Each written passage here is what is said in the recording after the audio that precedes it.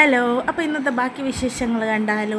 ഞാൻ കാപ്പികുടിയൊക്കെ കഴിഞ്ഞ് നേരെ പോയി ഡ്രസ്സൊക്കെ മാറ്റി താഴെ വന്നപ്പോഴത്തേക്ക് താത്ത ചിക്കനൊക്കെ വൃത്തിയാക്കുന്നുണ്ട്. വലിയമ്മ നെയ്ച്ചോറിന് വേണ്ടിയിട്ടുള്ള സവാള അങ്ങനെ കാര്യങ്ങളൊക്കെ അരിഞ്ഞുകൊണ്ടിരിക്കുകയായിരുന്നു. അപ്പോൾ ഞാൻ പറഞ്ഞു ഞാൻ അരിഞ്ഞ് തരാമെന്ന് പറഞ്ഞ് ഞാൻ വാങ്ങിച്ചരിഞ്ഞു.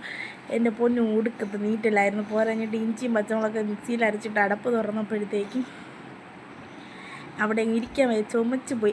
ഞാൻ എന്തായാലും പിള്ളേരെ എടുത്തുകൊണ്ട് വെളിയിലോട്ട് ഓടി. എന്നിട്ട് അവിടെ പിള്ളേർക്ക് കുറച്ച് നേരം അവരെ പുറത്ത് കളിക്കാനൊക്കെ വിട്ട് ഞാനും അവിടെ തന്നെ റെസ്റ്റ് എടുത്തു. അകത്ത് കയറിയ പണിയെടുക്കേണ്ടി വന്നാലും.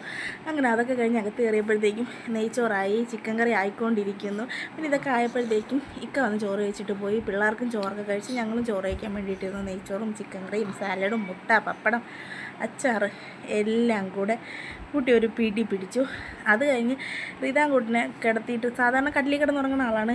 ഇന്ന് ഒരു വിധത്തിൽ ഉറങ്ങത്തില്ല. പിന്നെ കഷ്ടപ്പെട്ട് വലിയമാരൊരു സാരിയൊക്കെ ഒപ്പിച്ച് ഒരു തട്ടിക്കൂട്ട് തൊട്ടിലൊക്കെ ഉണ്ടാക്കി അവനെയും കിടത്തിയിട്ട് ഞങ്ങൾ നേരെ കട്ട്ലറ്റ് ഉണ്ടാക്കാനുള്ള പ്ലാൻ ഉണ്ടായിരുന്നു. അതിന് വേണ്ടിയിട്ട് അടുക്കളയിൽ പോയി.